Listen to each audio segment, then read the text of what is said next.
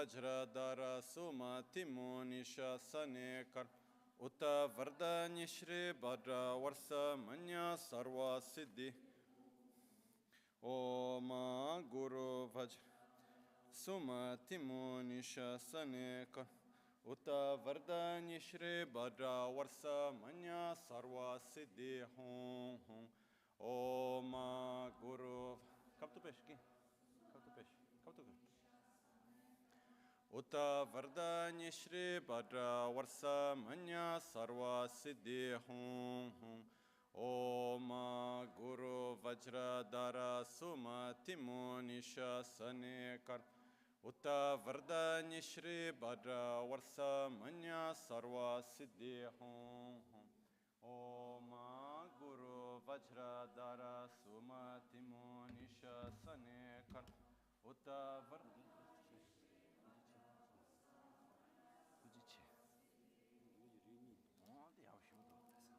Rudi kan sermon di abudo. Di goyaci. Ya. Lasso. Ni menzo di, senda teste chaya. No, tilami. Ani pa phe di sani. Sani, menzo modo tani ge odan che. Kodere ma sanza mambo drotsa la. Ani kogi di karsa. Ningun gambo ni. Sena kon dro mar. Sena kon dro na kan te. Ninga dranchi so kaga dro. Ninjam ge sanza de moda yama dro ni shugo halam kan mar chen. Ningun gambo ge che. Sena so kon so ka de che. Sani ningun so shugo ma ba so de ko de no? Saja kawa dro go yemi ko di ba de gre ke se. Kontre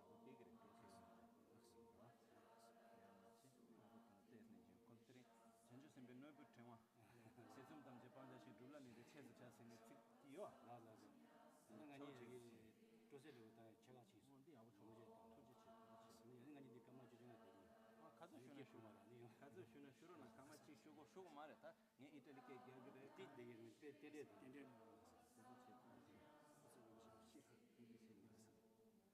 Oma Guru Vajra Dara Suma Timonisha Sanekar Uta Vardani Shri Bhadra Varsa Manya Sarva Siddhi Hum Hum Oma Guru Vajra Dara Suma Timonisha Uta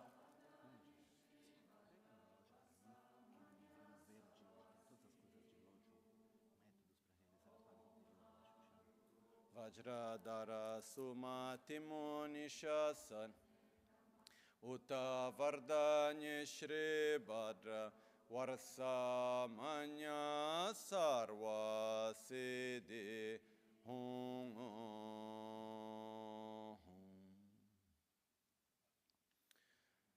Dagi Chetsun Lama Tuje Che Nyamda Dala Tuje Siksu So Gebe Shesan Dala Tendo So Oyon Sunge Nawa Tsedo So Tseji Ningne Solwa Debe Tse Dejen Korlo Visu Lekshune Yila Sambe Dede Malupa Gemel Hungi Drubra Chingilo Tsoni Sodan Dikdun Shape Tse Dunge Namge Yinsu Lekshune Lapchen Tsoni Yonsu Tsopa Dan Cherani Dun Chanwara Chingilo Chanchu Pargi Ninsen Tukun Tu Niu Peme Siudru Lekshune Chanchu Drube Gegen Kunshishi Tungen De La Drubra Chingilo Dagi Lona Chola Chokpa Dan Chemin Samjur Ngemba Shiwa Dan Chodan Tumbe Dede Malupa Beme Lungi Drubra Chingilo Dorna Tingne Tsera Tamche Dan Techi Pardu Neka Tamche Tu Rese Kyamne Lama Kele Me Tukje Chingi Dala Sikso Drewe Nyamda Dachala Chetsun Lame Tuje Rabgongne Kudan Sungi Nawa Dralme Tu Nyamsunyongwe Kesan Toprasho Kewa Kuntu Yanda Lama Dan Rame Cheki Pela Longchechin Sadan Lamgi Yunten Rabzone Dorje Changi Kopa Nyurtob Shoya Pakyuke Kudan Dagi Alu 파큐케 숭단다게앙아 파큐케 투단다게예 텐예르메 칙도 징게올로 마큐케 고단다게올로 마큐케 숭단다게앙아 마큐케 투단다게예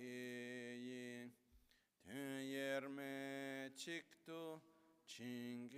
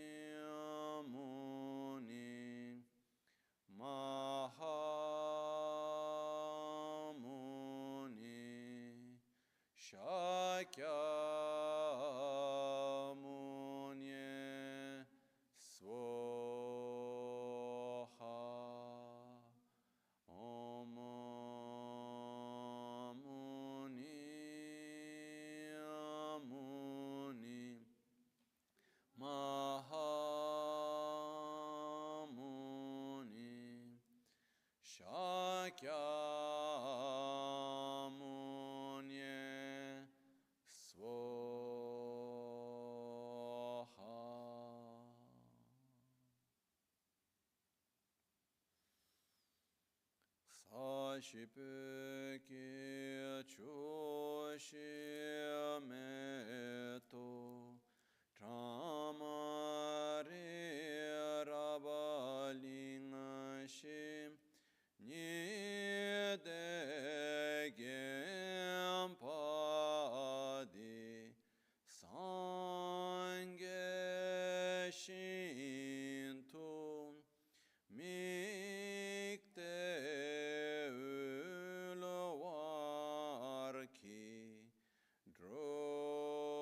Drokunun amanda shingla chöpar shoyi damang guru ratna mindrala kam niryatayami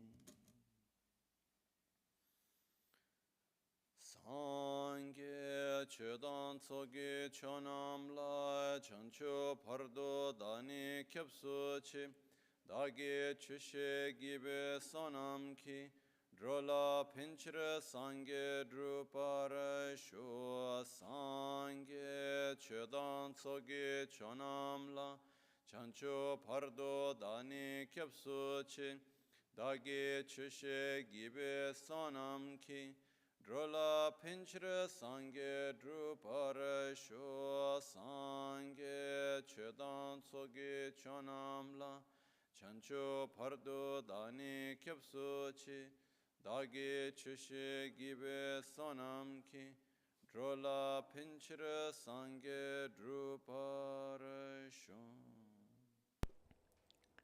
In the Buddha, Dharma, and Sangha, I take refuge until enlightenment. With the practice of generosity and the other perfections, may I obtain Buddhahood for the benefit of all sentient beings.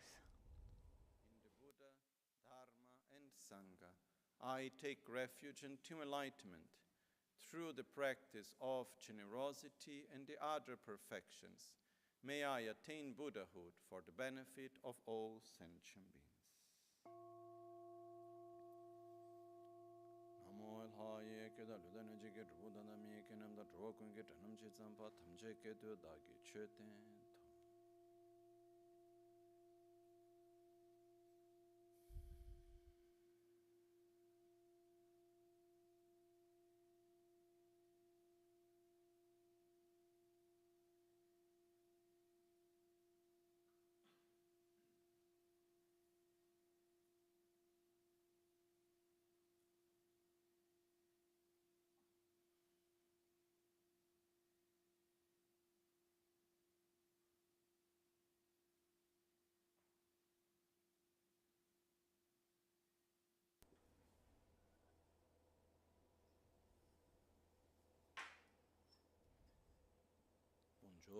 Good morning.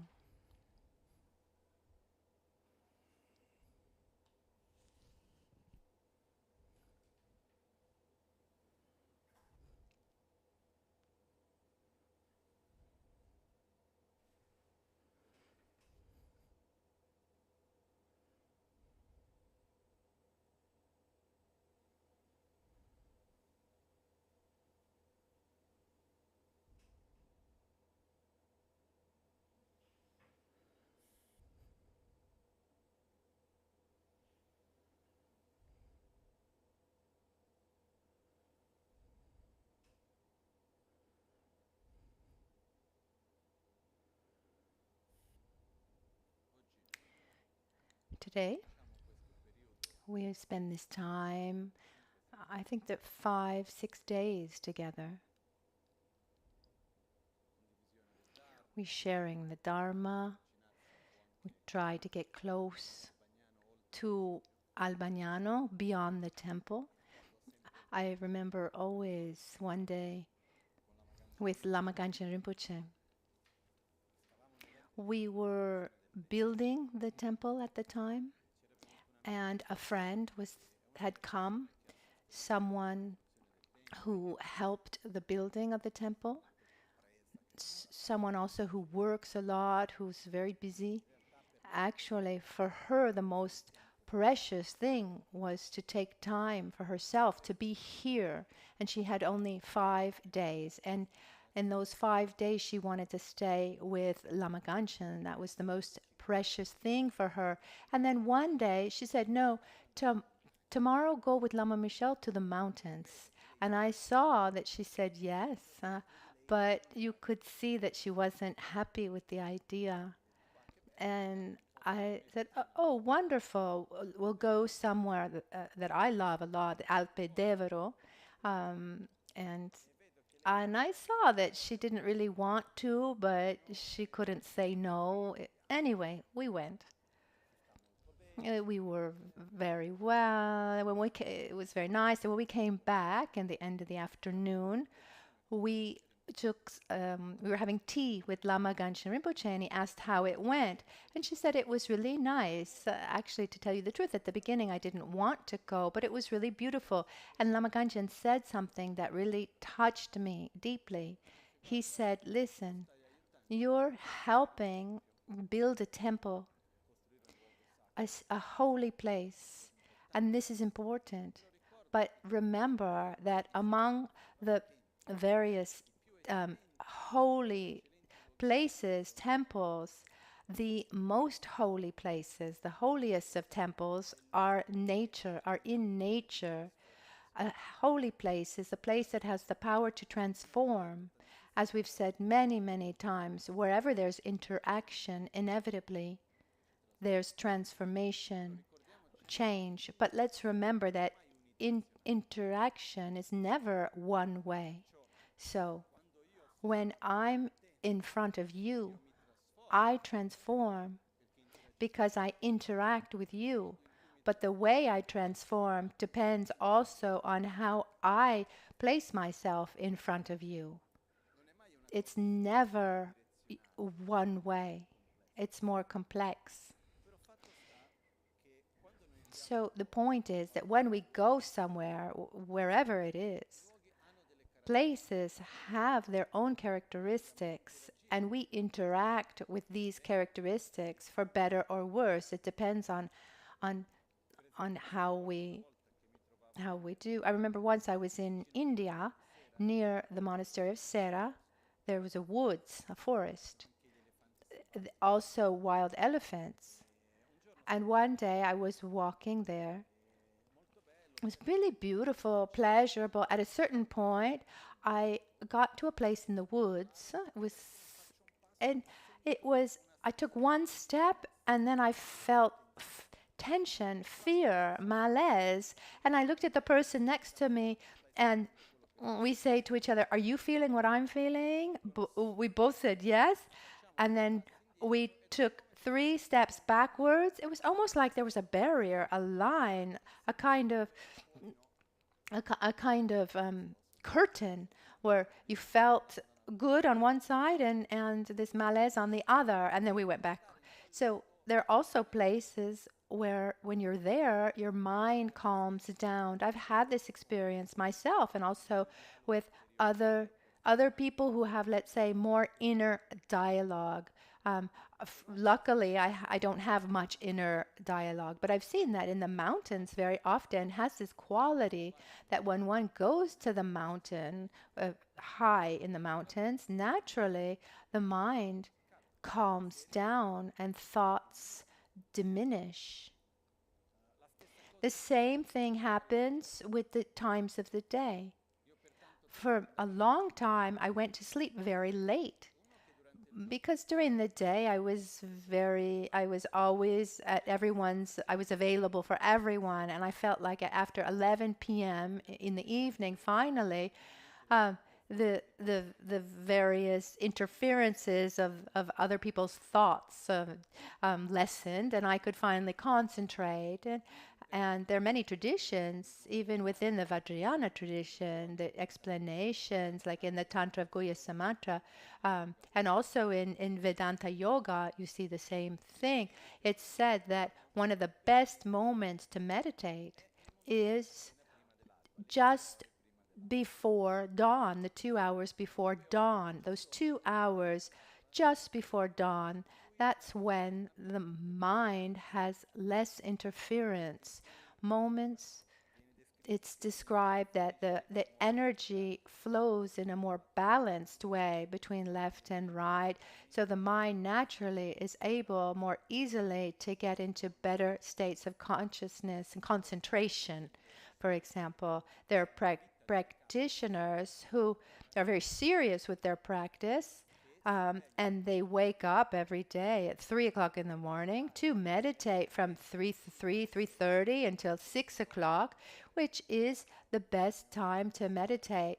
Again, Lakpala, my master in Sera, he every morning he'd wake up at 3 to do his meditations, his practices, and then he would have breakfast at 6, and at 7 he would go to work. He was the monastery's administrator. And he'd go to sleep at 9, and at 3 in the morning he would wake up. Sometimes he'd come to he'd wake me up at 5 and say, it's late, it's late. So what I want to say is that we are not indifferent to the places where we are. And also, Lama Ganchen Rinpoche, when he wanted to build this place, one reason was he said that holy places are very important. There's a proverb in Tibet that says, when you pray and you don't have results, when you meditate and you don't have results, when you study and you don't have results, you do everything and you don't have results, then take a pilgrimage. And Lama Ganchen Rinpoche, for many years, for at least 6 months a year, would travel the world for holy places, for people. And it was easier then because there were fewer than the amount of people today. But Rinpoche said going to holy places is very important because it moves something within us. And he said, we won't always be able to travel in the East, in the Orient, like we did. He said, like we do. So we need to have holy places nearby. And he knew how to create a holy place. There's a part that has to do with the actual environment. I mean, where we are here, for example. When we will take some walks these days, you'll see that there are these little altars around and these rocks that were actually engraved by 7,000 years ago by the Druids, these people who lived here. And this area is part of the 5 holy mountains of Piedmont. And so this place actually has a special characteristic. And then beyond that, when you build a temple, there's the energy that you put in the place, the holy art. Those who know. but all of the walls from 1 meter above, within the walls, it's completely covered with mantras. I had them printed, and we put them between the walls so you can't see them, but there's a science, let's say, to create a place that has these characteristics that when you enter, you you come you come out different in a positive way compared to how you were when you entered. But among all the holy places, nature is one of the holiest. And in the Buddhist tradition, but also in the Christian tradition, in Islamic tradition, Indian tradition, for sure, many religious traditions, very often when the great practitioners wanted to deepen their meditation, they would go. Would they go to the big cities? No. St. Francis, where did he go to meditate? I can't remember the name, near Assisi in the mountains where there are these caves.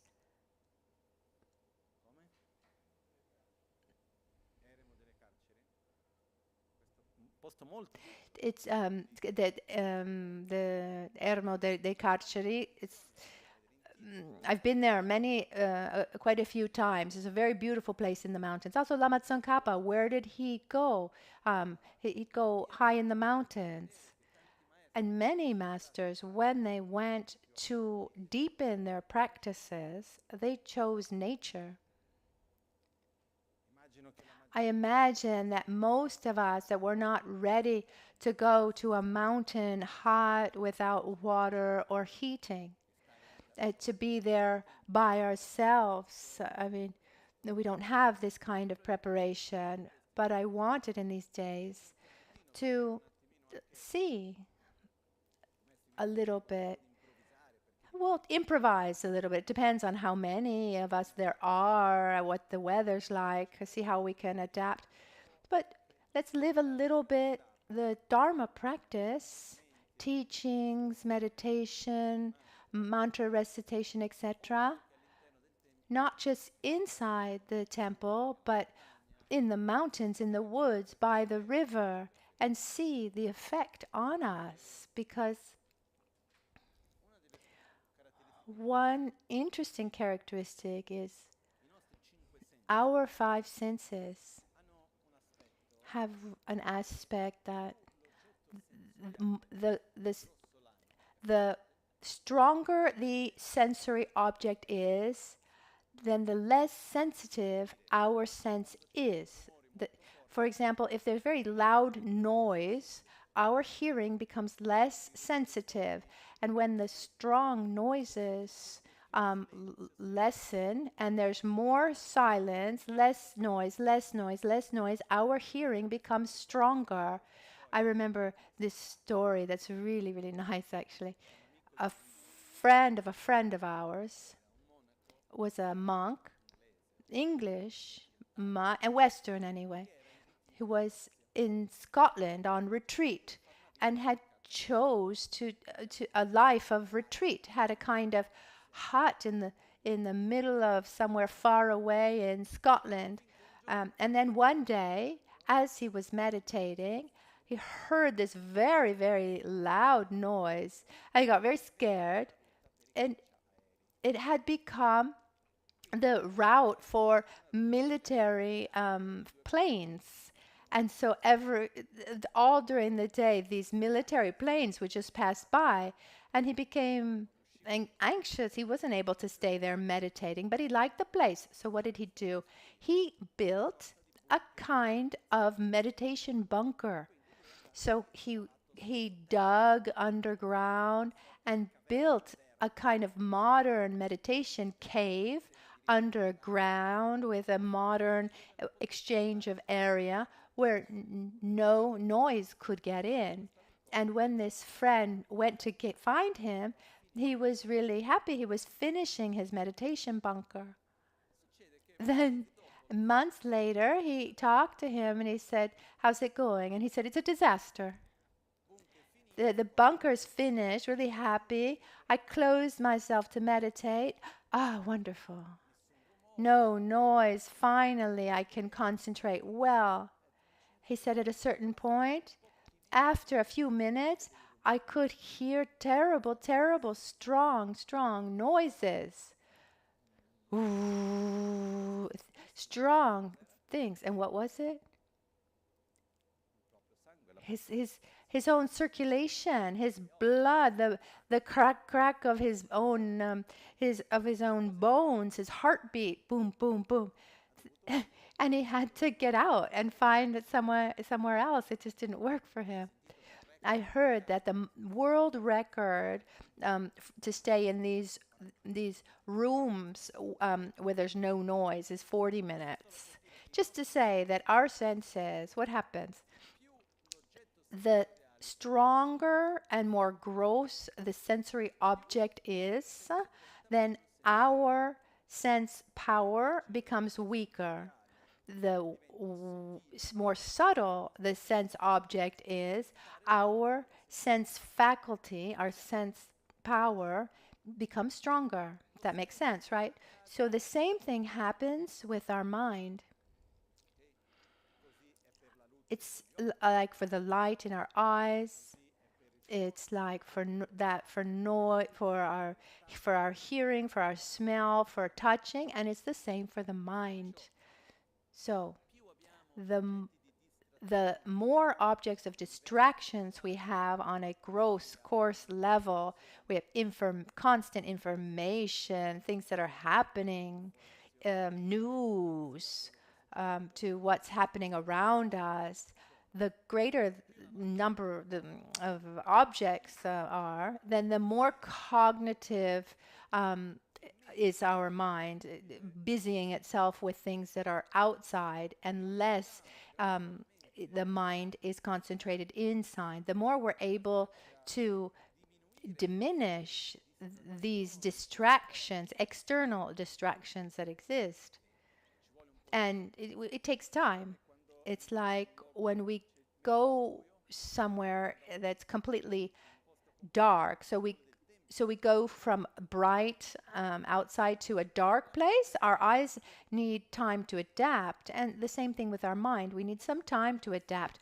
But when there's this silence of the mind, when there are fewer interferences, fewer objects, external objects, that take up space in our mind, there's a moment where one goes into abstinence, and it's difficult because we're used to having a tremendous amount of external stimuli, right? We're used to constantly seeing something, hearing something. One gets home and needs to turn on the radio, the television, check his cellular phone. And when we take away most of these stimuli, there's this moment where one really feels the lack. It generates also a feeling of, how can you say, when we can even feel bored. It's a kind of boredom, which is a kind of inner anxiety where you don't know what to do with yourself. This is normal. This is something that can happen. I remember when we had the kids for summer camp here, one activity that we did with the kids, 9 to 13 years old, we brought them to the woods. We walked silently in the woods. I mean, the children were able, we're going to be able to, we'll manage to walk silently in the woods. They were walking also barefoot. That's something else. Anyway, so at a certain point, we stopped them. There were about 30 kids. And they said, what do we do? No, we're just going to stay here. We're not going to do anything. Just be. After a while, what happened? They started to get bored. And we let them get bored. And what's interesting is that when one starts getting bored and you don't try to stop the boredom, you allow that boredom to come, then you go beyond it. And then what happens? Creativity comes. And at that point, the children started to invent games, have ideas, and it was really the best moment, and it really changed the dynamics because they had constant external stimuli of what they were supposed to do, and then they were able to go beyond that and let something come out from within. And we're not different, us adults today. We're bombarded constantly with external stimuli. And if we want to meditate, then the first thing we need to do, following Lama Tsongkhapa's teachings, Lamrim, etc., we need to diminish our objects of distraction. And unfortunately, today, what you can close yourself in a mountain hut, but if you have this horrible object, then it's as if you were in the middle of who knows what. The objects of distraction are everywhere. That's why I ask also in these days, when we start teachings and meditation sessions, we will do an interesting exercise. You need a little courage to do it. You take this strange object. On mine, there are two buttons, one on the right, one on the left. You just hold them down for a couple minutes and then do this.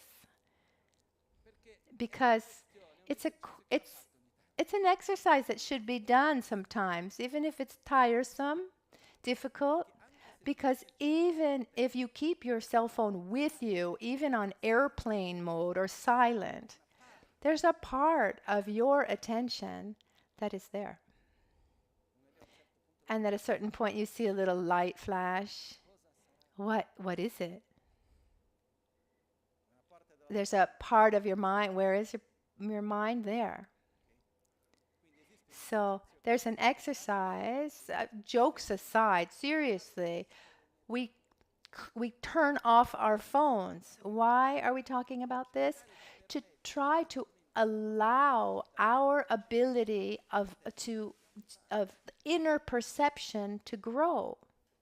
Because our mind has many levels of perception, and the more important ones are intuition, where we're able to direct our mind to feel love, awareness, compassion, concentration, requires a space. We need to go beyond that conceptual level to a deeper level, and to do that we need to diminish our external objects of distraction, the things that we talk about all the time, the things we see and do constantly. And something interesting, that being out in nature helps us do that. And there are many explanations about this, and one of the simplest is that when you go into the woods, there are few things that the discursive mind knows how to describe. You say there are trees. I mean, I don't know how many of you know how to recognize every type of a tree. Instead, when you're in the city with lots of people, you have something to say about every person you see and every image you see. I remember once I was in Brazil, in São Paulo, and I was there the days when a law was applied. Luckily, it has remained. This is just for the city of São Paulo in Brazil. This law in the city, it's called Clean City, where they forbade all the outdoor billboards, those enormous advertising billboards. So from one day to the next, they had to take them all down. And what was interesting is that the inner sensation from one day to the next was, there was more space and the mind was more relaxed. Because everything I see has an effect on my mind, doesn't it? Yes. Otherwise, advertising wouldn't work. It wouldn't be one of the greatest businesses of the world. A little bit like, have you ever heard about subliminal messaging? The fact that at the very beginning, at cinema and TV, they experimented with subliminal messaging. In 1 second of TV, as we know, there are 30 frames, fixed images per second. If you take a message and you write a message and you put it like every 7 or 10 frames for a long period, your eyes do not perceive it. If you ask, did you see that? No, because you don't see it. But the message is perceived. For example, Stanley Kubrick, in one of his movies, there's a scene of a man seated on an electric chair. And that scene transmits terror, much more than the actual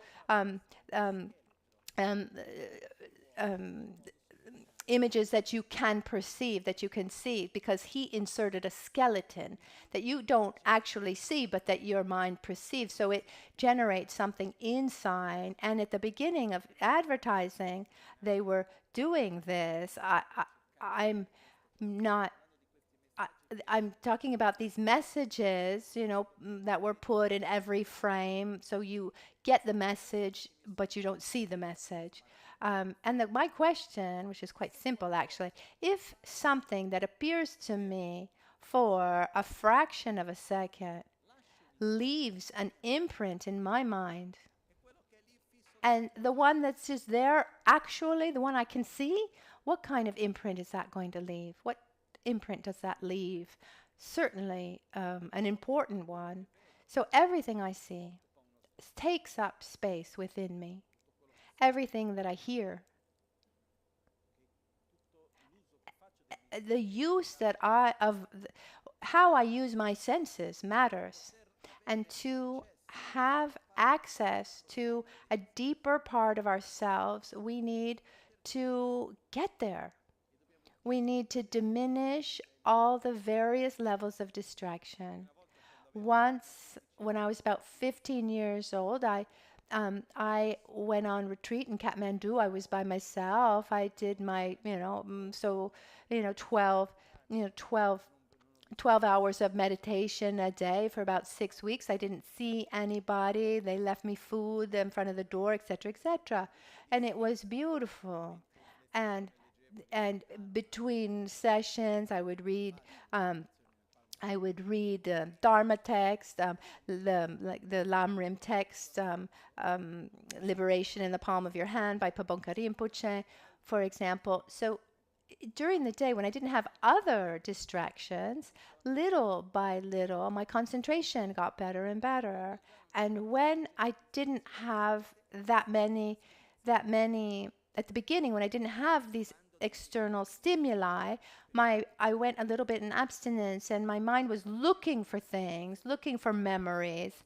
And let's say that when I finished retreat, I was ready to start a retreat. That was my feeling. But the key, first of all, is to allow ourselves to experience being with fewer distractions and see how we feel.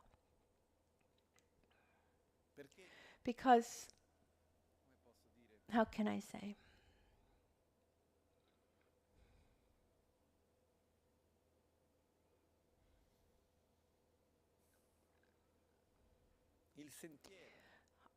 Our path, the Dharma practice, the so-called path in Tibetan, it's called Lam no Kempa. It means the path, also the mind, these states of consciousness, they have the same meaning. When we talk about a path, it's not something external. These are states of consciousness that we generate, that we evolve. And the path isn't a path of knowledge. It's not a path to go and learn things. It's nice. It's good to learn things. I love it. But understanding is good, but it's not useful. Once we understand something, we need to gradually allow for that knowledge to become part of our daily self and the way we think and the way we act and the way we speak. And a necessary aspect of this is our ability to observe ourselves and to be sincere with ourselves. Because if we're not able to see ourselves, then we won't be able to direct ourselves, to give ourselves a direction. And it's not that easy to look at ourselves in the eyes and to look at ourselves and say, okay, stop doing these things that are detrimental. I love you. But to do this, we need to create the conditions, create space. And sometimes there's also this fact that we fill up our lives with so many distractions. One, because we're like druggies. We're addicted to distractions.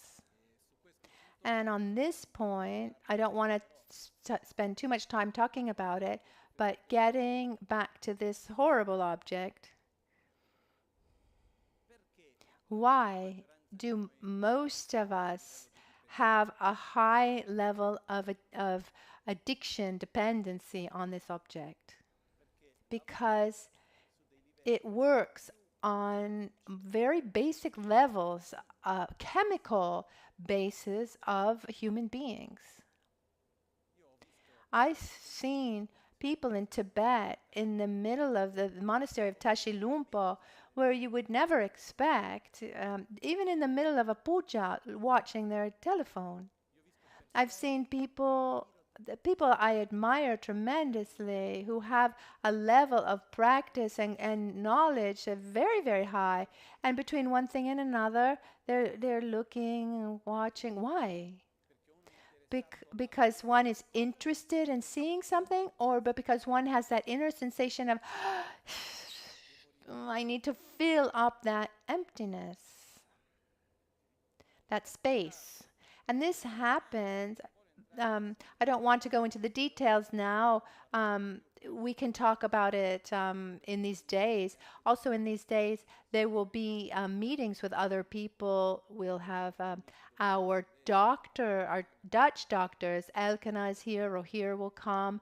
And Rohir is a very, very good psychiatrist. And for many years, together with, thanks to the guidance of Lama Ganchen, he organized these international conferences on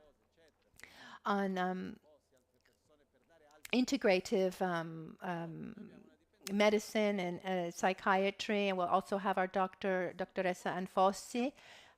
So we have these chemical interactions that are stronger than our own will. Our own will. It's in the process of how dopamine works is frightening. I like these topics, so I'm just going to talk about it a little bit, as a side note, without getting too much into details. But what happens? And if I don't talk about it, it'll just stay stuck in my head. So what happens? The first thing I've said many times, just to get to the point, a very small child. How do we capture the attention of a baby? Do we move or we stay still? Movement. The color or black and white? Color. Silence or sound? Sound. The same thing all the time or something new? So movement, color, sound, and novelty. That's social media. What happens physically, not to just a small child, but also to an adult, in front of colors, movement, sound, and novelty? And novelty is key. That really multiplies this factor. We experience dopamine. Dopamine is what chemically happens when there's pleasure. The stronger the experience of dopamine, the deeper the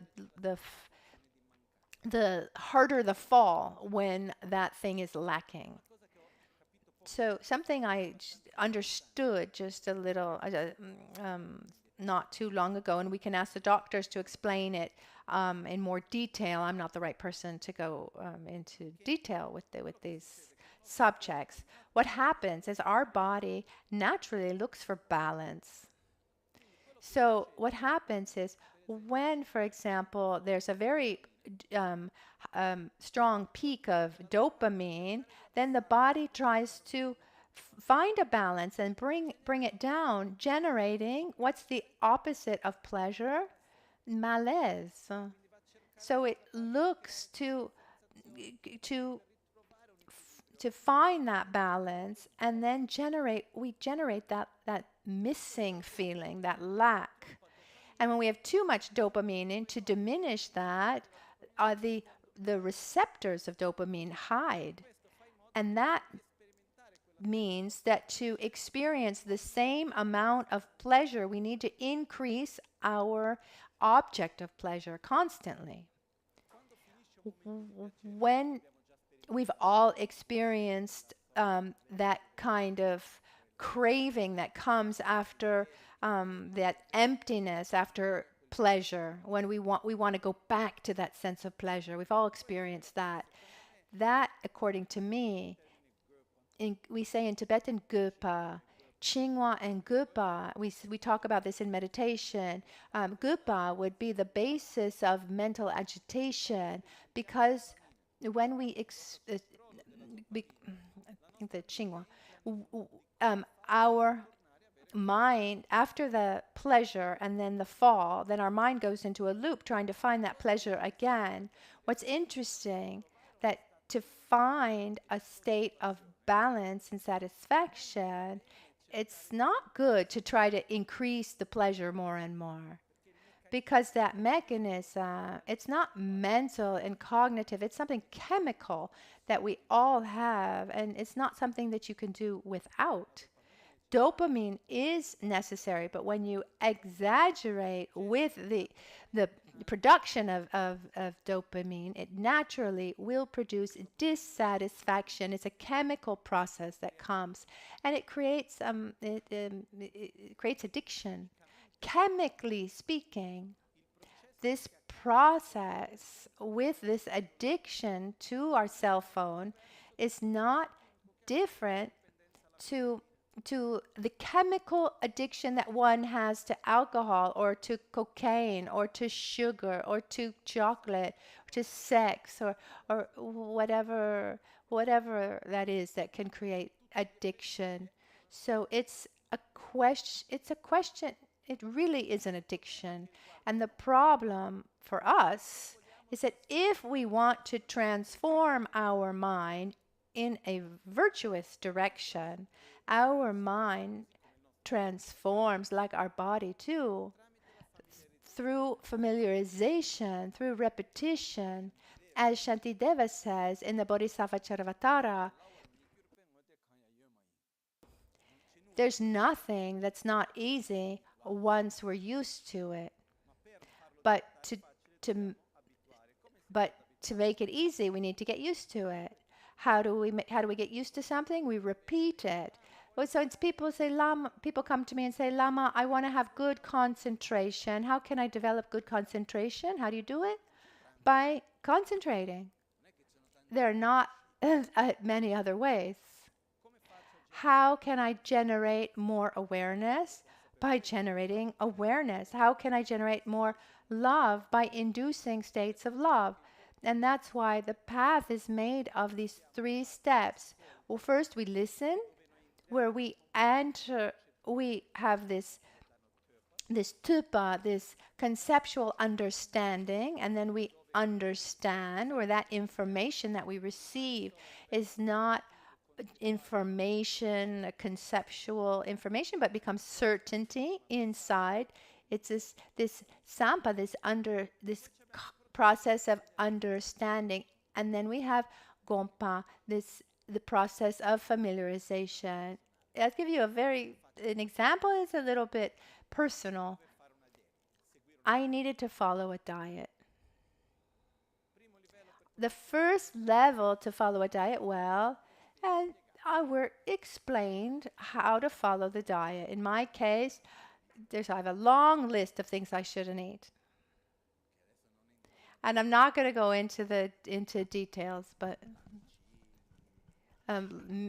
dairy, raw foods, olive oil, the olives, and take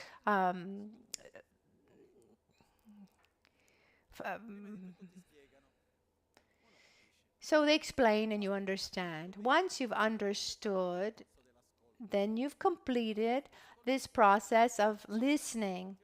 So, I mean, this can also be you're acquiring information by listening or reading. So once you've acquired information, but you don't trust it 100%. Okay, the doctor told me, but it's not something that I have total certainty about. So at that point, it's up to me to understand why and how. I'm going to have my own experience. Oh, yes, okay, when I eat this, I don't feel well for this reason, that reason. To understand until that knowledge is no longer something that someone told me, but it's my own certainty. The precise terms would be the first level of listening would be yichu in Tibetan. It's a correct assumption. It's the certainty about something, but that doesn't depend on a direct experience or a logical conclusion. It's information that I've acquired because I've been told or I've read. And from there, we need to go to a valid inferential cognition. When we have total certainty about something through a logical and experiential process, I know that that diet will be good for me. I know I need to follow it, not because someone told me, but because it's become my own experience. But having understood it and having experienced it doesn't mean that I'm able to follow it because I have a deep, deep attraction and desire for mozzarella and olive oil. So at this point, it's up to me to respect that diet more and more. And the more I'm able to follow it, then more naturally it becomes a habit. And when do I realize the diet? When I follow it without having to put effort into it, when it becomes spontaneous because my habit is that strong. But how can I familiarize myself with something? Because I need to induce something even in an artificial way because it's not spontaneous until it becomes gradually, it becomes natural and spontaneous. Remembering that we have a very important characteristic, our total inability to have two thoughts that are directly opposite at the same time. So once I'll give a simple example. I like water. I'm not able to think at the same time, I don't like water. I give this example because as a child, I had this idea. I don't know why, but I do remember this moment when I had this strange idea. I don't like water. I remember I was at my dad's house in front of this big carafe. He had the little faucet, little spout. I remember in front of this water container, and I said, "Water is disgusting." Don't know why. And it took many years to change that idea. So if I have that feeling, I don't like water, no matter how much I think, oh, water is a good taste, it's good for me. I can say many positive things about water, but until I don't generate the idea, I like water, I won't be able to generate the mind that says, I don't like water. Have you ever tried to eliminate a thought from your mind? what happens normally? It just gets even stronger and more stuck when you try to get rid of a thought. It's like something sticky, and you try to throw it away, and it just sticks to you even more. A little like the story. I heard it from a Hindu master making reference to a Buddhist story. He said that once a practitioner went into the Himalayas looking to, to he was looking to, how to get out of suffering and reach Buddhahood. And he asked the master, what's the key to enlightenment? And the master said, it's very easy. You don't need to do many things. Sit here, meditate, but the only thing that you can't do is to think about a blue monkey. Anything else, you can think about anything else, but don't think about a blue monkey. And now? What was in the mind of this practitioner constantly is a blue monkey. So when we try to eliminate a thought, that thought can get stuck even more. So how do we get rid of a thought or an emotional state?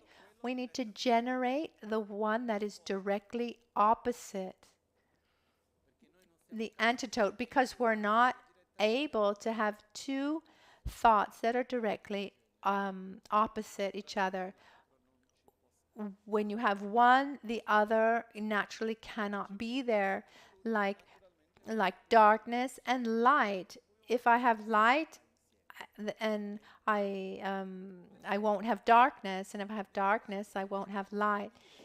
Where there's one, you can't have the other. So in the practice, we understand certain things, but we need to generate those inner states of being, like gratitude and love and compassion, respect, generosity, patience, wisdom, coherence, harmony, many important feelings that we induce those states, and there are different methods to do that, so that we can familiarize ourselves with those states, so that gradually they can come naturally and spontaneously.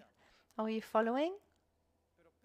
So, but to get there, I need to be able to just be and to diminish and get rid of the distractions. That's why in these days, my intention is to begin the day with a moment of meditation on our breath, and train in breathing, because our breath is that bridge between the body and the mind, and our breath is what also gives a rhythm to our thoughts. And there are some things very interesting that have to do with our breath, and we'll talk more about it in these days. For example, every moment that we breathe, if we learn how to observe, we'll see that most of the time our breathing comes from the right or the left nostril. Now, if it's difficult to see, then you put your finger in front, and you can see where the air comes more strongly. Or if you close a nostril, then you breathe in and out from each one. You can see from which nostril you breathe better. This changes during the day according to the time of the day and one's age too. And in ancient Buddhist Hindu texts, it's described that, and it was also rediscovered with different modern studies, research, according to the side that you breathe, it will activate one of our systems, sympathetic or parasympathetic system. From our right, if we breathe from our right, we're activating the left part of our brain. When we breathe from the left nostril, we're activating the right side of our brain. I was talking about this with a doctor friend, And the doctor said, no, it's not possible because the air goes everywhere. But then I thought, but sorry, just a minute. Within the nostrils, there's an infinite number of sensors. So much is happening. So what happens on the right side of the body? What side of the brain is it? It's the opposite side. And there what happens on the right side activates the left side of the brain. So there you go. But we need to have our own experience. So when we breathe from the right side of our nostril, it activates the left side, which is a more cognitive side. When we breathe from the left, we're activating the right side, which is where we're more calm, we're more creative, etc. So many studies that show this. But these are things that we need to know ourselves. And in these days, we'll talk about this as well. But it's very important for us, first of all, to allow ourselves to breathe, to be and to breathe with awareness correctly. It's enormously important. So many antique cultures, Buddhist teachings, to Hindu cultures, or natives from North America or South America. I mean, breathing. Of course, the Chinese and Japanese cultures has been fundamental. It's only us in modern times here in the West that we think that breathing is not important, that it doesn't matter how we breathe. It makes an enormous difference. And one problem that I see in the days in which we live, and excuse me if I'm boring with repeating things again and again, that before we're able to meditate well, we need to be able to face anxiety. Have you ever tried to meditate when you're feeling anxious? Does it work? It's a torture. I don't know. How many of us live in a state of chronic stress? Unfortunately, many of us. So, before entering in the process of the deeper meditation techniques, one of the first important steps for us is finding those necessary tools to having a more balanced lifestyle, where we're able to breathe more correctly, diminish that level of stress that we're in, to diminish these states of anxiety, our rhythms. I imagine that you share that most of us are always running here and there. We're not running because we need to actually run away from something. No, everything needs to be fast. Everything needs to be for yesterday.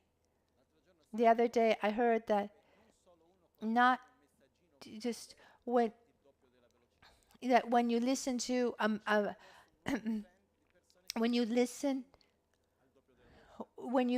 when you listen to a voice message, you can put it at twice the speed. But there's a new trend that you can watch a movie at twice the speed. So the problem is not watching a movie, at triple the amount of speed. The problem is this state of constant anxiety, this inner speed where one doesn't allow oneself to be quiet and observe oneself. The mind is always working on a superficial level. For example, this lifestyle that we have, it's harder and harder to deepen any subject. Take a difficult text and go through it and deepen your understanding. Or am I wrong about that? Studies say that these levels of concentration that we have today this is scary. Just think that a lesson at school, I mean, how long does it last? 50 minutes, right?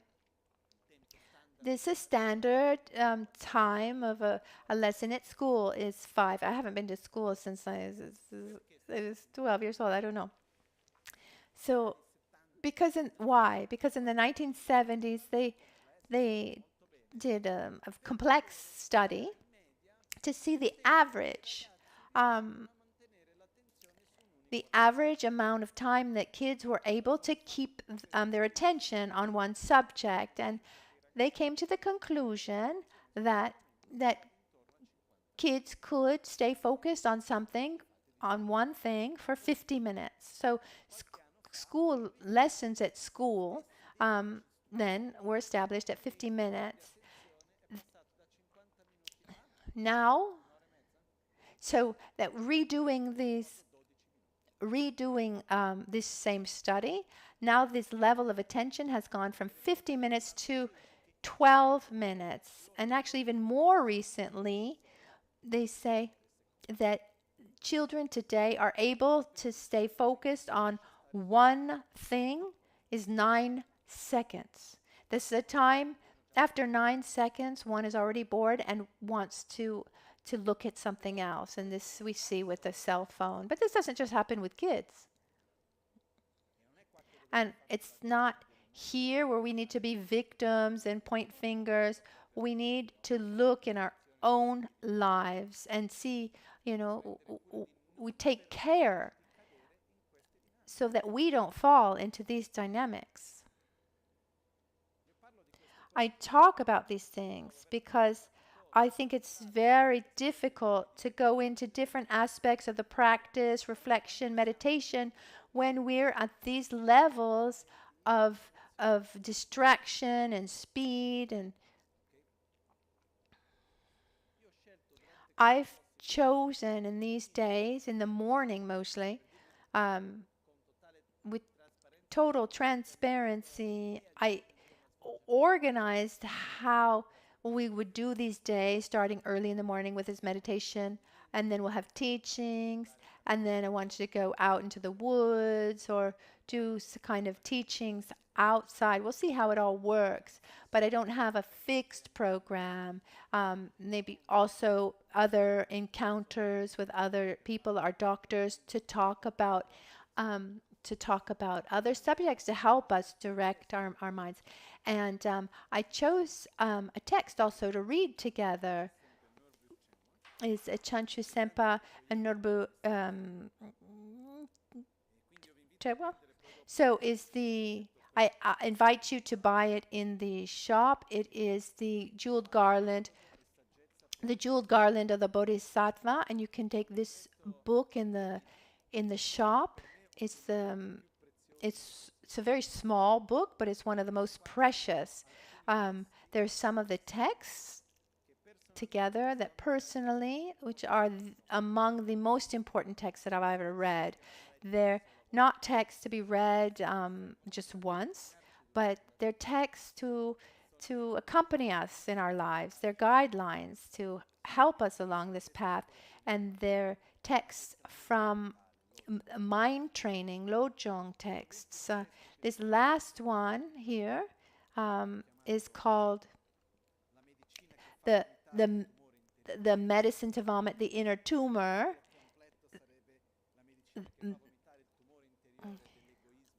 The medicine to vomit the inner tumor of selfishness, let's say, and jokingly, let's say it's prohibited to minors, under 18. I mean, it's a text of self-irony, and if you read it without any kind of deeper understanding, you might not understand it well. You might misunderstand it, but it needs to be read with the right awareness. But we'll start with the first text, the jeweled garland of the Bodhisattva, written by Atisha, this very important master. And we'll see little by little this. It's advice, heart to heart. So the text begins by saying,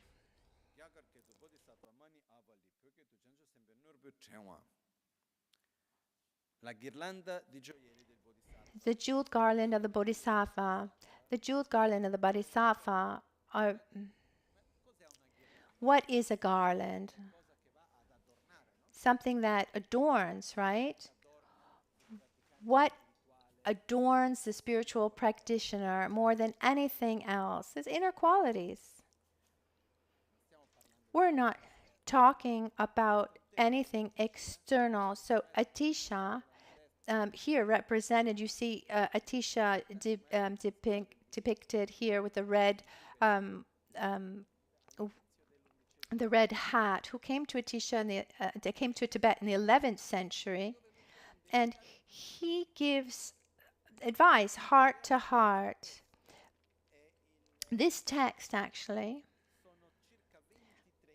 there are about 23 encounters that between Dromtonpa and Atisha. Dromtonpa was his main disciple. He was a lay disciple, actually. He wasn't a monk. But in Tibet, he was the main disciple of Atisha, and the one who transmitted Atisha's teachings, adapting them well to the Tibetan language. And there's a meeting between these two. And after this meeting, Dromtonpa wrote down these conversations. And at the end of each conversation, he wrote a kind of summary.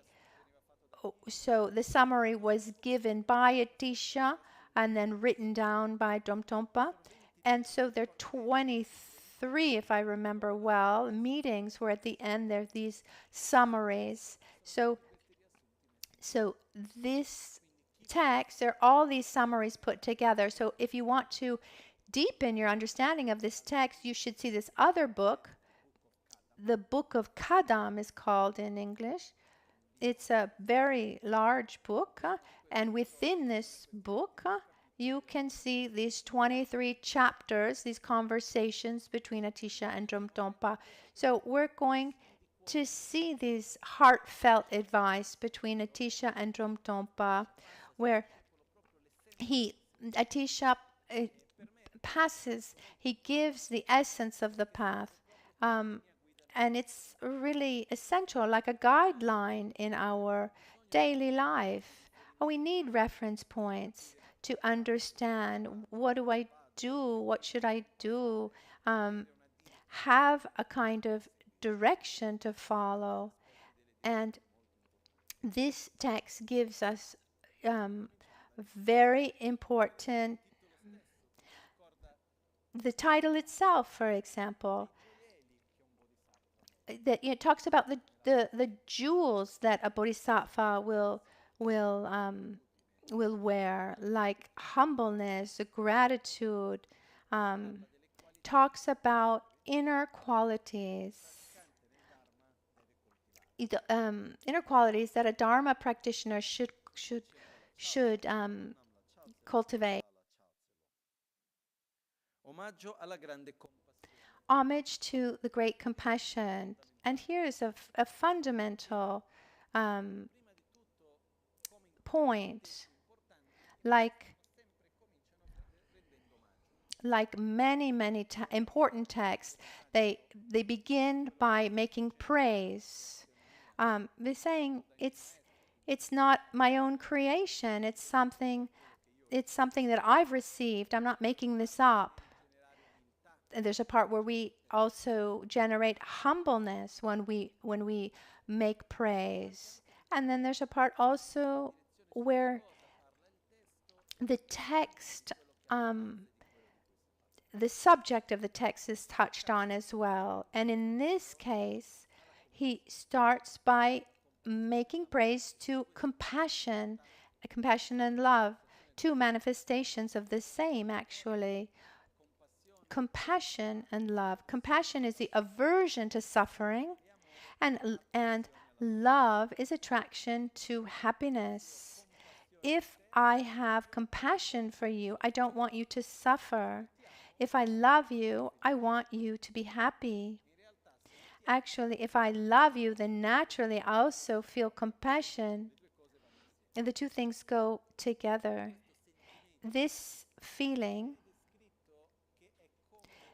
it's like water is described as water that's important at the beginning, during, and at the end of the path. Imagine a seed.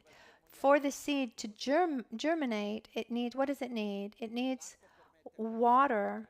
Water allows that seed to germinate. Once that seed has germinated, what allows that sprout to become a strong plant and a tree? Water. And once it's become a strong tree, what will allows it to give fruit? Water. So water,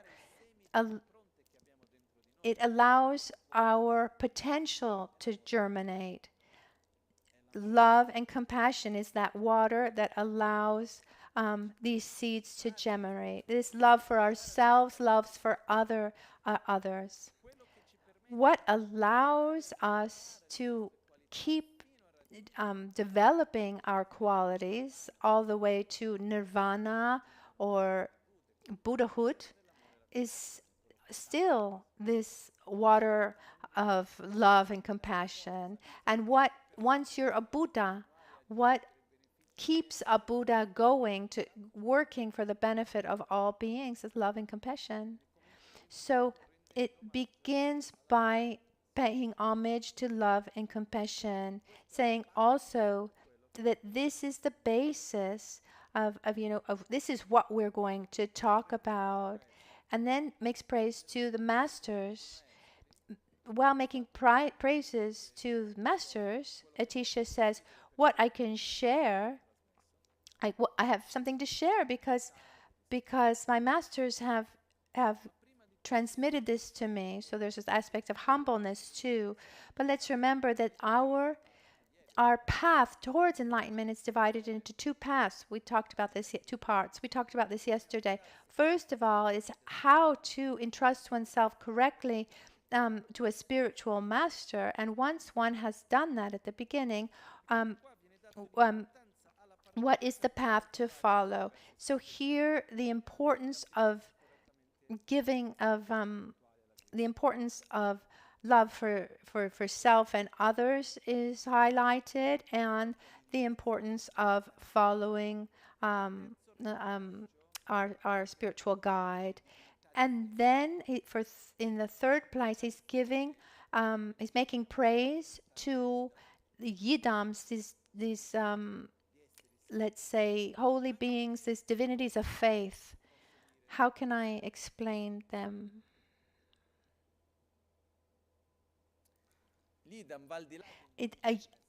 An yidam is also like a system that one trusts, that one follows within this path to enlightenment. I trust compassion and love.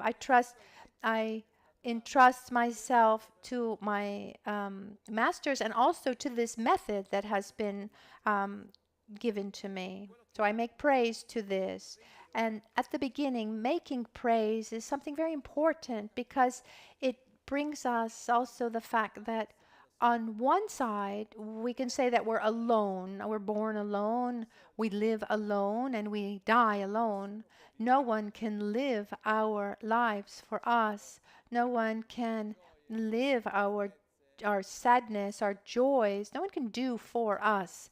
Only we can really understand what's happening within us. But at the same time, where we are born and we live and we die alone, we need to interact. We need others to hold us up, to walk with us. We need to give, to receive. We need to love, to be loved. We need these interactions. And the first praise to compassion, the first thing we need is, first of all, we need to love ourselves to love others. And if there is no love, then we don't have this strength, we don't have this basis to get us to do anything. Because what is love? It's desiring happiness.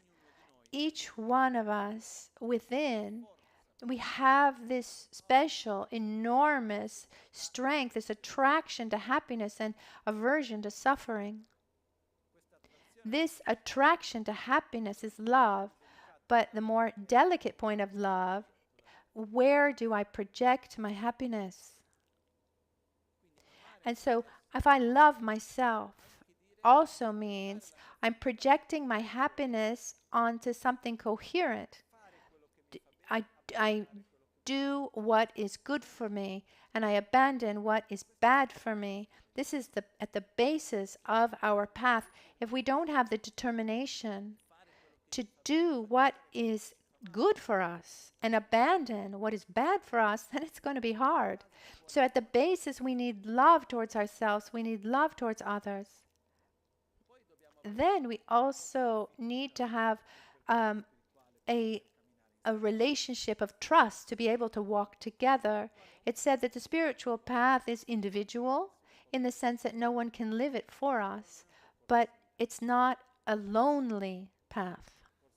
It's a path that we live in company with the ones who guide us and the ones who are also on the path. And we need to also entrust ourselves and believe in the methods that we're given to us and the resources, the Buddhas, the methods to the path. So the first advice here we read, Tetsum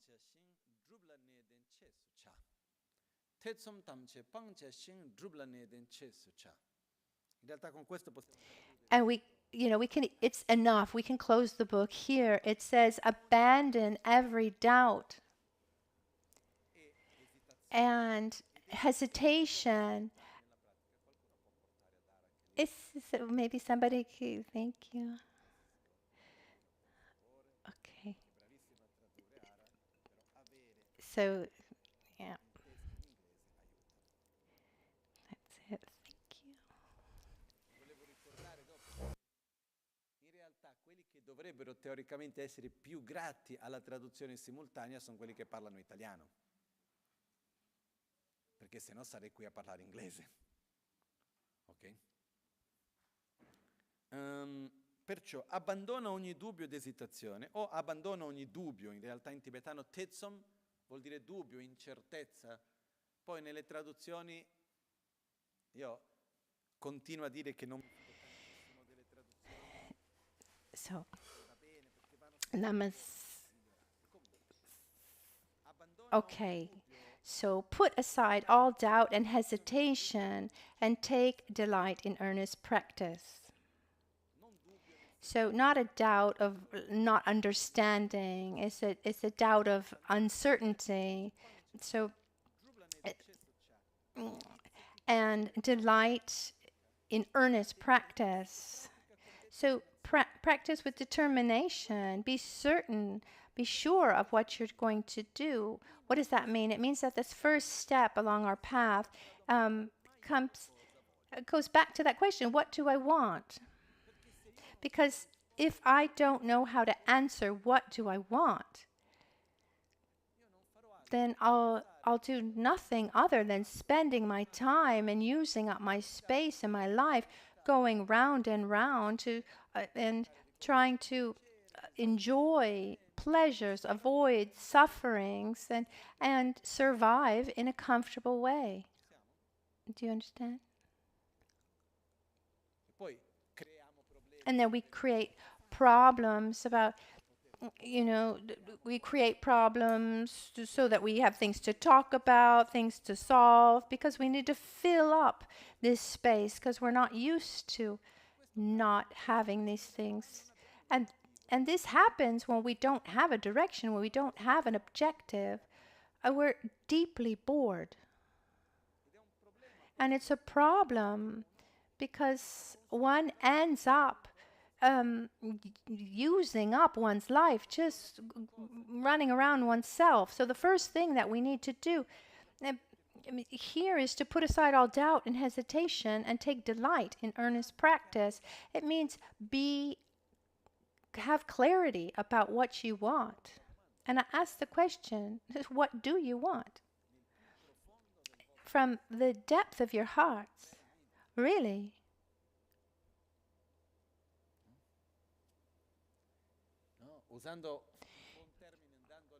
getting to the point. Do you want a comfortable samsara or do you want a sure nirvana? I'm sure that for many of us,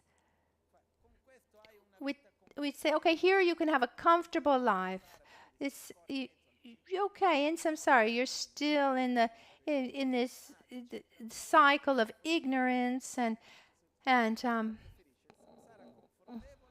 so do you want this comfortable samsara or do you want a difficult but sure way to get out of samsara?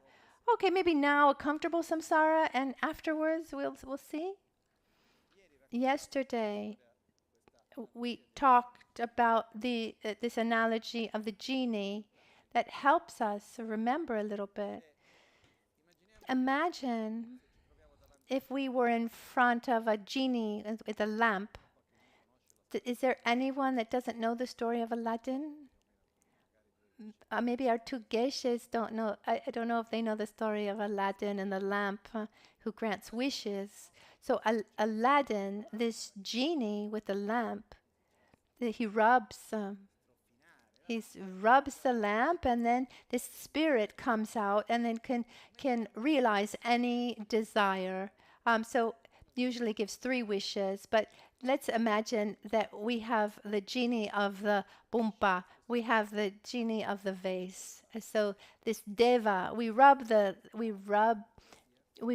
vase, and this deva comes out and asks us. He doesn't give us 3 wishes, but he can grant us.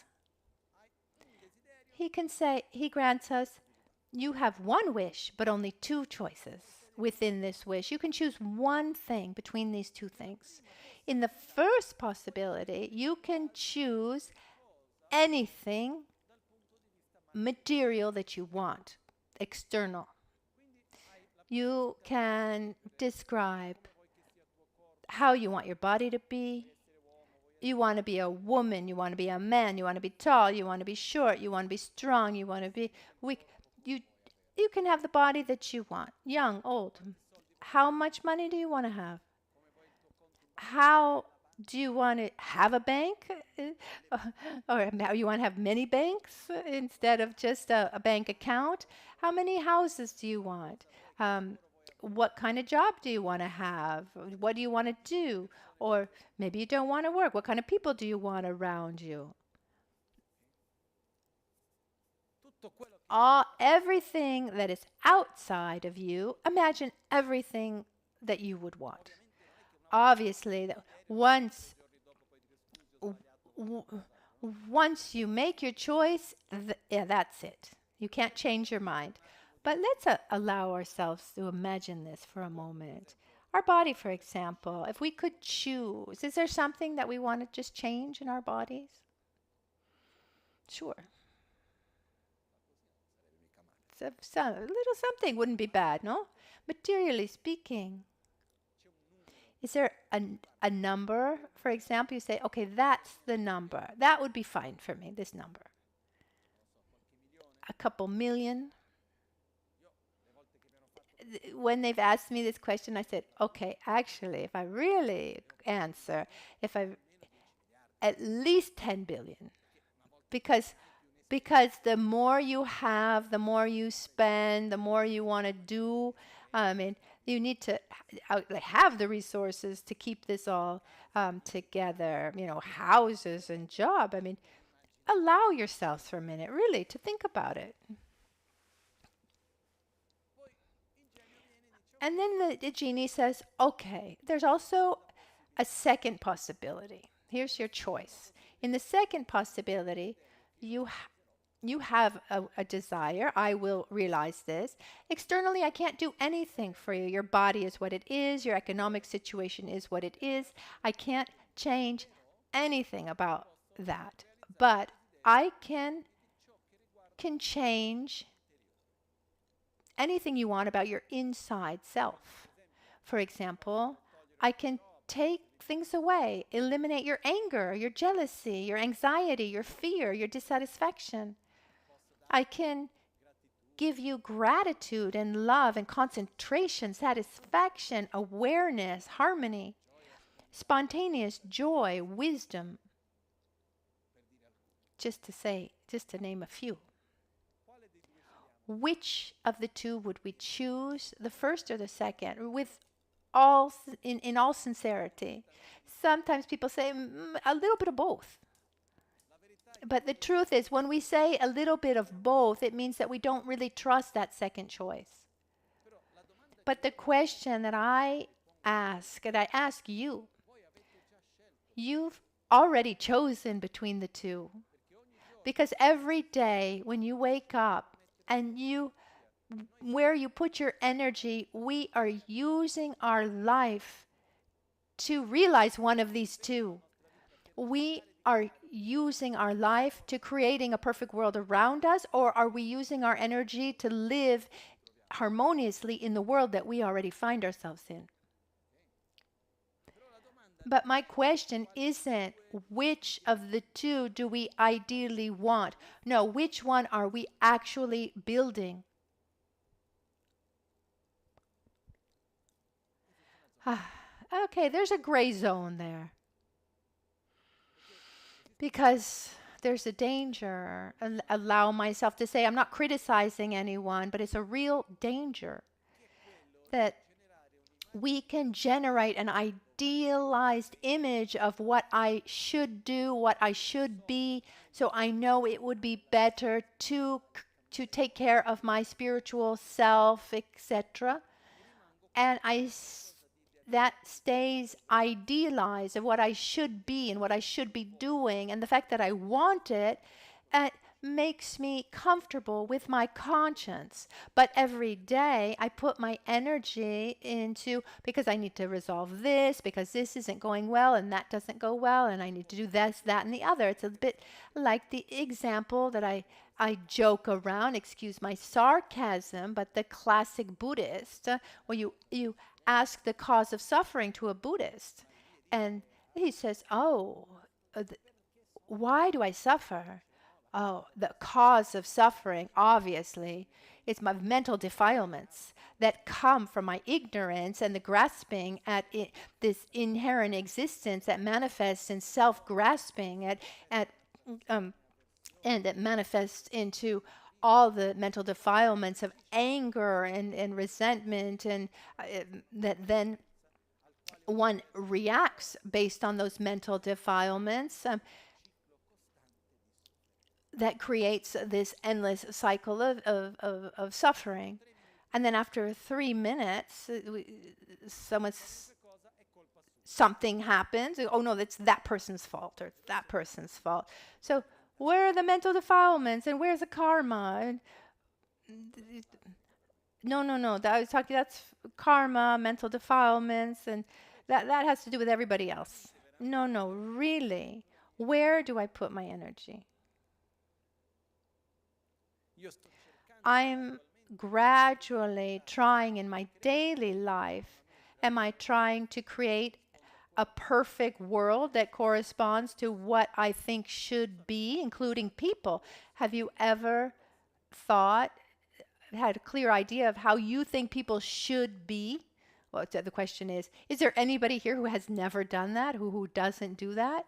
Or no, you shouldn't think like that. You shouldn't say something like that. You shouldn't be like that. I remember this sketch. It was this cartoon that I saw once in Brazil. There was a lady who goes to the police station to say that her husband had gone missing, and she said, "My husband is missing. I haven't seen him for a while. Okay, describe him to me." And she starts describing her husband, and the policeman says, "He's right next to you." No, and she says, "No, that's not my husband. My husband, he was nice to me in the morning. He used to give me gifts. He used to look at me sweetly. This one doesn't do any of these things that my husband does." And the policeman says, no, you've lost your boyfriend. The one next to you is your husband. So what I mean to say is we project onto others how we think they should be. We have expectations about how we think they should be and how they should behave and how they shouldn't behave. If it should be hot or should be cold, or if this food should be like this or that. We constantly have an idealized image about how people, places, and things should be. And we put a tremendous amount of effort into trying to force reality around us to correspond to our idealized images. I don't know if this is clear.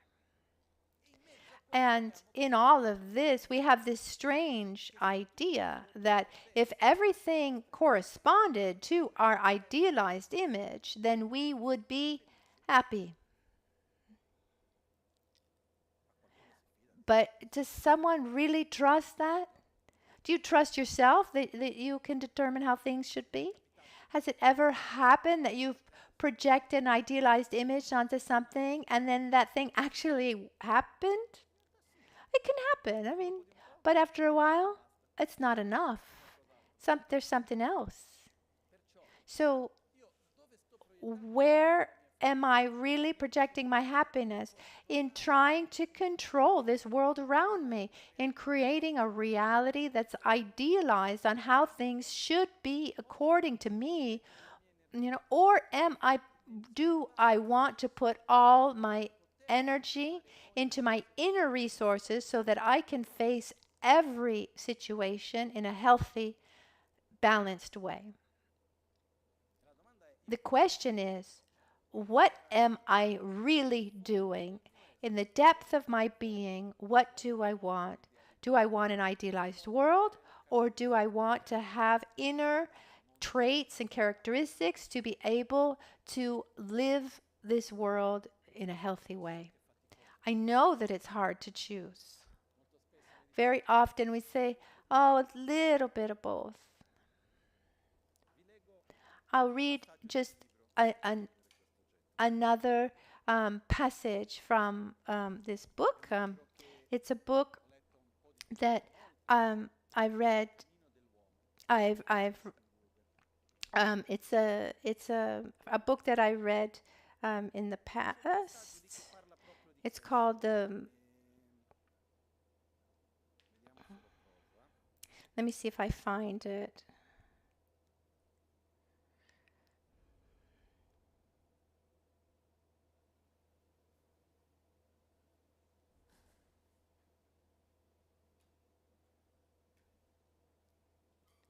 And it's called the Path of Man from Martin Buber. And anybody who's listening, you can tell Lama that I already have this.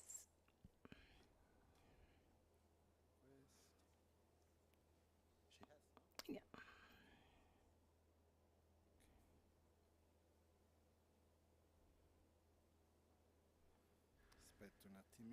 I've just sent it to him if he wants to check on WhatsApp. If somebody wants to tell him. So the text, so listen carefully, it says, starting with oneself, that's the only thing that counts. At this precise moment, I shouldn't occupy myself with anything else in the world, except for this beginning. Any other position I take distracts me from this start, undermines my resolve to put into action, and ends up causing this bold and vast undertaking to fail completely. The Archimedes point from which I can lift the world myself is a transformation of myself. If instead I place 2 points of support, one here in my soul and the other there in the soul of my fellow human being in conflict with me, the only point on which a perspective had opened up for me immediately escapes me. Or rather, as long as I say, yes, I need to change the way I, the moment I keep victimizing myself and waiting for things to be different, I lose any opportunity to transform myself. Here's the question: what am I actually doing? What do I want? Really, really, what do I want? Imagine, for example, we take a boat to navigate in the ocean. What do I want? Do I want the resources, the ability to face any type of storm or current or wind, or do I want the currents to be perfect for my trip? And for me, an image that really touched me deeply in the spiritual path, as an analogy, this documentary, this 16-year-old Australian girl who went around the world on a sailboat. This is a very beautiful documentary that talks about this 16-year-old girl who was fixated since she was 9 years old. She's in 220 days alone. She goes around the world on a sailboat without ever stopping in a port. And when this girl starts on this very, very obviously difficult voyage, what gave her the strength to go on this trip?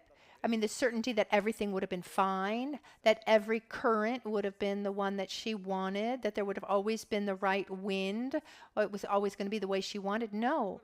What gave her the strength was that high self-esteem, that belief in her own ability to face anything that was going to come.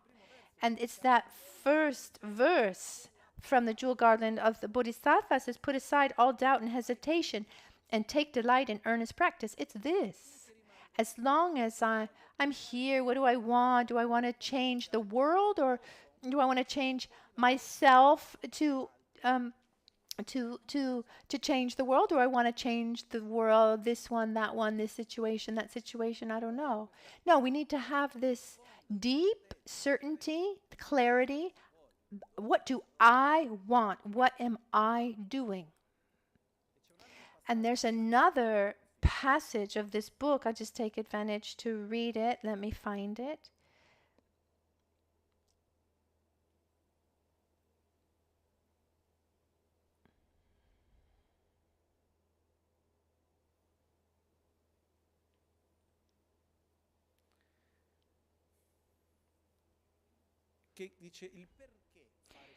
It says, why should I transform myself? Just asking this one question is enough. What is the purpose? What is the purpose of returning to oneself, of embracing one's personal journey, of bringing unity to one's being? And here is the answer: not for myself.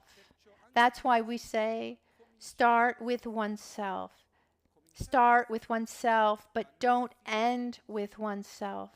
Take oneself as a starting point, but not as a goal. Know oneself, but don't be preoccupied with oneself. Or rather, to give to the world, first I need to take care of myself.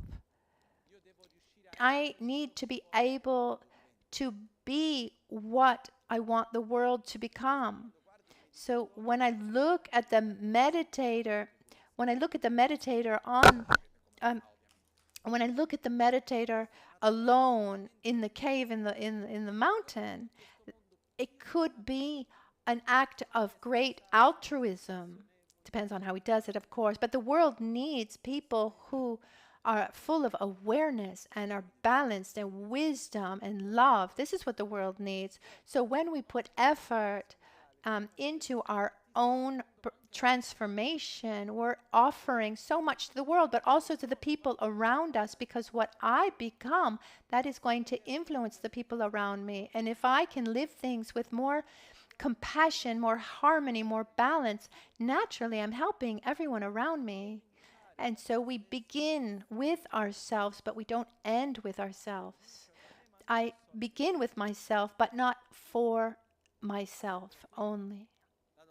So the question is, really, deeply, what do I want? Not on a conceptual, idealized level. It's not because I want to be a good Buddhist that goes to nirvana. No. Really, deeply, deeply, really, in my everyday actions, what do I want? Do I want to have a perfect life?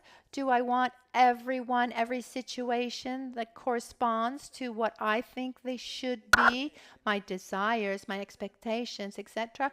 Or do I want to have the resources, the strength, the wisdom, the awareness, the ability to face every situation, no matter what it is, in a harmonious, wise and peaceful way? What do I really want? And according to what I want, that's the direction where I'm going to put my energy. We're going to stop now for lunch, and we will come back at 4 o'clock. We'll continue a little bit with the text, a little meditation, and then we will go out into the woods. We'll see how to organize ourselves also organize. You should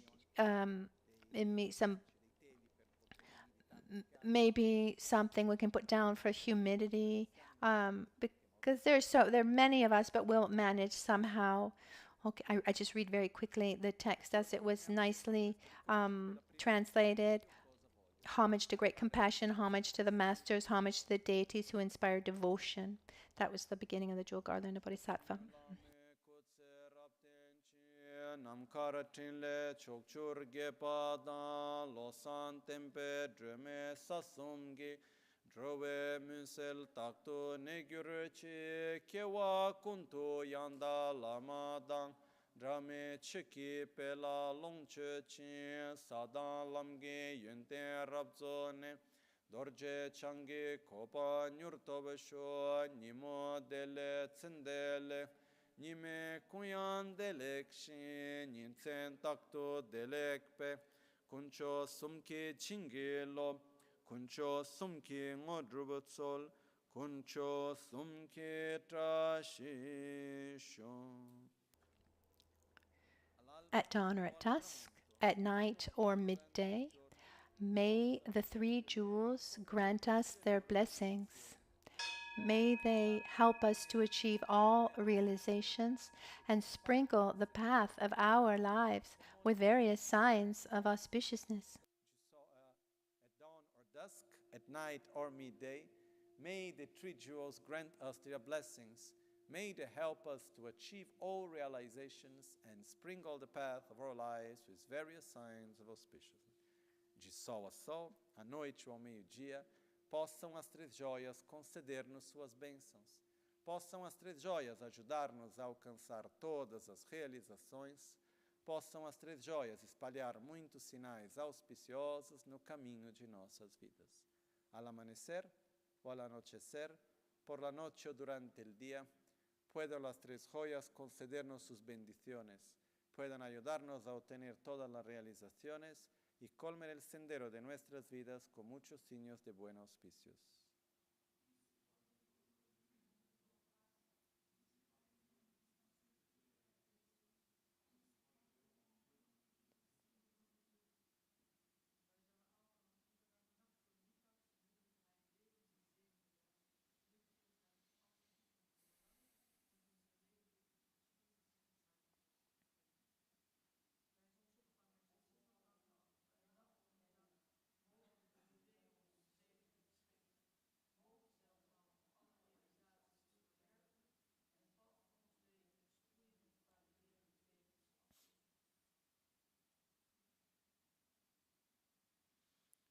Buon appetito.